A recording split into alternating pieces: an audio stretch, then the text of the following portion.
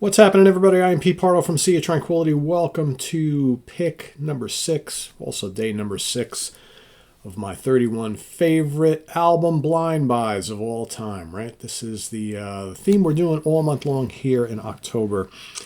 Those albums, those really notable albums that you saw that album cover in the record store or wherever you buy your music.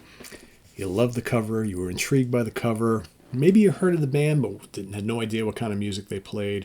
Or maybe you never heard of the band at all. You had no clue, but that album sold you and you were willing to take a chance and spend your hard-earned money. So this could have been 60 years ago, 50 years ago, 40, 30, 20, 10. Could be last year.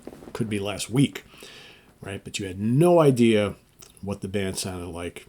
You did not listen to anything or hear anything from the album. Maybe it was recommended to you by someone else, maybe the store owner. Maybe a good friend mentioned you should check them out. You might like them. But you hadn't heard anything. So you took a chance. You brought it home. That smile came upon your face and you were like, oh yeah, this was a great choice. I'm happy I made that purchase, right? That blind buy purchase, and maybe that opened you up to the music of that band or artist going forward. That's always a good thing, right? So today, I'm going to go all the way back. I bought this right when it first came out. The album was released May 25th, 1987, recorded at the Music Grinder in Los Angeles, California, produced by Randy Burns for Combat Records. I'm talking about the debut studio album From Death, Scream, Bloody Gore. Now, for those of you who know me, you know I am a horror movie fan, right? I'm a horror monster guy through and through. I have been since I was a little kid.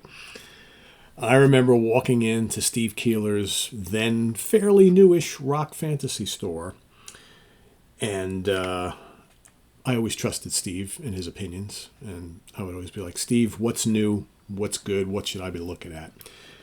And he'd be like, oh, you got to check this out. And he grabbed the vinyl off the wall, and I took a look at that, and I'm like, oh, okay, the band is called Death, and I'm like, oh, look at that kind of pretty cool album cover, because of course I'm into horror films, so you got these like kind of skeletal figures here, right? Look at the titles of the tracks: Infernal Death, Zombie Ritual, Denial of Life, Sacrificial Mutilation, Regurgitated Guts, Baptized in Blood, Torn to Pieces, Evil Dead, and Scream, Bloody Gore. And I'm like, all right, what's the music like, Steve? Oh, it's like thrash, but it's even heavier. And meanwhile, at the time, 1987, I'm big into thrash. But really, the kind of the heaviest stuff I had listened to at that point in time was probably like Slayer, Celtic Frost, Merciful Fate. Even Merciful Fate, maybe not as heavy as some other stuff. I dabbled a little bit in Venom, right? So I was Possessed. I had already got into Possessed. So Possessed really, for me, was like kind of like the first death metal album. And I remember that Possessed album was kind of like, I really liked it a lot, but to me that was kind of like the heaviest shit I had ever heard. Maybe like the first two Voivods, right? So he's like, yeah, this is even heavier. And I was like, I'm good with heavier.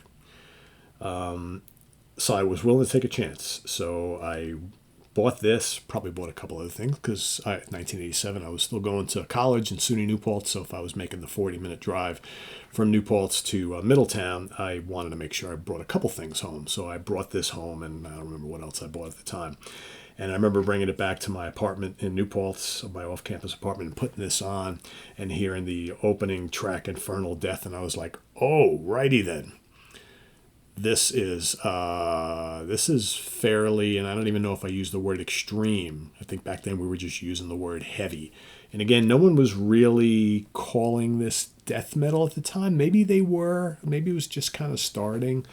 But I know what we were calling this was like, really, really heavy thrash. Maybe the death metal term had kind of started to come up by this point in time. Because, we really, there was nothing called death metal before this. Obviously, Possessed had a song called death metal, which, kind of is where the phrase got coined, I guess. But, before long, we had lots of other bands coming out of the Florida scene, like Obituary and Morbid Angel and Necrophagia and a couple other bands, right, were popping up out of the woodwork. So all of a sudden, we were starting to use this term death metal. And all of a sudden, singers were starting this kind of music, this heavy metal, really, really heavy metal, was starting to use that, that kind of the growl, the scream, the guttural type of thing. and this became synonymous with the art form, right? So, but I remember totally loving the intensity of this.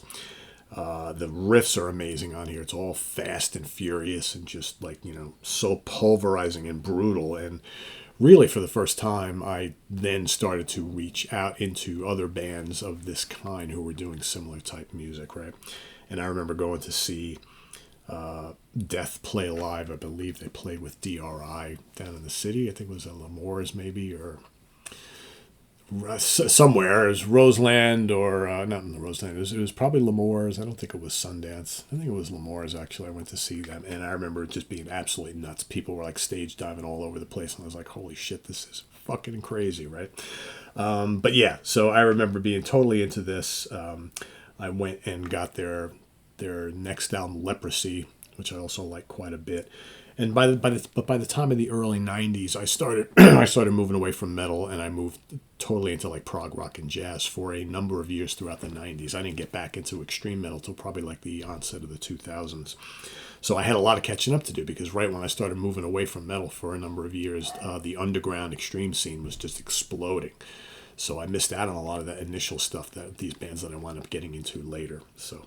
But let's talk a little bit about the band here, of course, on this debut album. Of course, Chuck Schuldiner was the founder, the late great Chuck Schuldiner, founder, songwriter, guitar player, vocalist for the band. He also played bass on the album. Chris Reifert, of course, our friend Chris, we've had him here on the channel numerous times, on drums, later to leave the band after this album to form Autopsy. And like they do mention, I believe he's credited on the album, John Hands, but he actually doesn't play on the album. Do we have a picture of them? Yeah, here they are. Remember how young they look too. I mean, I was pretty young at the time also. I was only 21, but there you go. Look at Chris. Wow, all that hair. But yeah, a very, very cool album, a groundbreaking album, one of the most important albums on the early death metal scene. And, this band, even though there's some really cool raging riffs on here and some pretty cool solos, the band would continue to hone their musical skills, especially Chuck. And he would start to incorporate more and more really technical guitar riffs and, almost like very melodic, almost fusion-y guitar solos, right? They opted going forward to not take like the kind of Slayer approach and just do like, crazy whammy bar dive, nonsensical solos that are just kind of, noisy and just crazy. And to really put together some, breathtaking guitar solos going forward, and kind of like the beginnings of that whole more technical extreme metal scene. We've got Atheist is another band, and certainly Morbid Angel and Pestilence, right? These death metal bands that started to incorporate some real musical things in their music, and incorporating elements of kind of prog and fusion and whatnot. So so very cool stuff. So that is my pick for today, my blind buy for today. And yeah, how could I again, this is 1987, so this is a time period where I'm watching a lot of cool horror films, like the Fulci films, all the Italian horror stuff, with zombies and all this, really weird stuff going on. And so this, of course, was a perfect album cover for someone who, A, into metal, and B, totally into horror movies. So I was sold instantly, brought it home, loved it. I've loved death ever since. So that's my pick for today. Thanks for watching. Visit us on the web at www.seaoftranquility.org. We're on Facebook, YouTube, and Instagram all the damn time. Please subscribe if you haven't already, and click on that notification bell so you get alert of all of our content as a post. And please do hit the like button before you leave. Also, down below, we got the links to our Ko-Fi page for channel donations, our merch page, our Cameo page, and the Sea of Tranquility membership options. They're all down below. Thanks in advance for all your support, folks. Greatly appreciated. And we'll see you soon here with more stuff. I am Pete Pardo. Thanks for watching. Take care. Bye-bye.